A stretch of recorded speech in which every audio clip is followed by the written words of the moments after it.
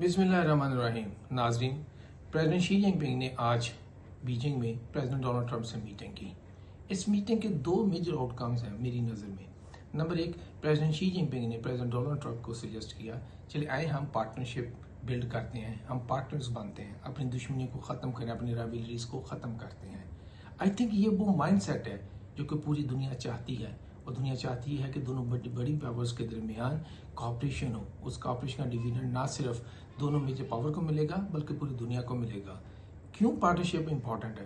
Because जब आप partners होते हैं, अपने जो आपके मसाइल होते हैं उनको डायलॉग के थ्रू सॉल्व करने की कोशिश करते हैं, मगर जब आप राइवल्स होते हैं तो अपने प्रॉब्लम्स को आप लड़ाई झगड़े से सॉल्व करने की कोशिश करते हैं।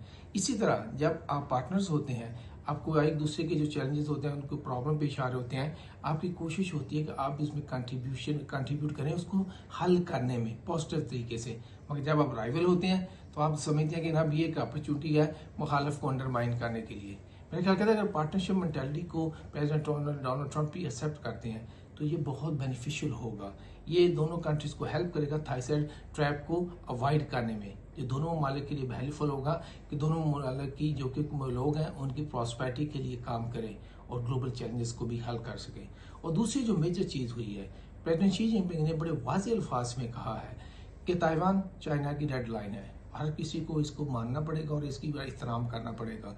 और कोई मुल्क भी इसको वायलेट करता है तो चाइना किसी भी हद तक जा सकता है। बल्कि चाइना ने ये जो प्रेसिडेंट शी जिनपिंग ने वर्ड यूज़ किए हैं, अगर अमेरिका इसको वायलेट करता है या कोई भी, तो ये हो सकता है कि क्लैशेस हों, कन्फ्लिक्ट हो, वार हो। मेरा ये पहली दफ़ा हुआ है कि चाइना की टॉप लीडरशिप ऐसे अल्फाज यूज़ कर रही है। ये क्या साबित करता है? ये साबित करता है कि चाइना एक ग्लोबल पावर बन चुका है, बन नहीं रहा बल्कि ग्लोबल पावर बन चुका है। और चाइना अब वर्ल्ड लेवल पे रूल्स को सेट कर रहा है, और जब रूल को सेट कर रहा है तो इसीलिए पूरी दुनिया देख रही है कि अब अमेरिका और चाइना किस तरह इकट्ठे बैठ के जो नई दुनिया बन रही है उसको रूल को कैसे से सेट करने की कोशिश कर रहे हैं और कैसे अपना हिस्सा डाल रहे हैं।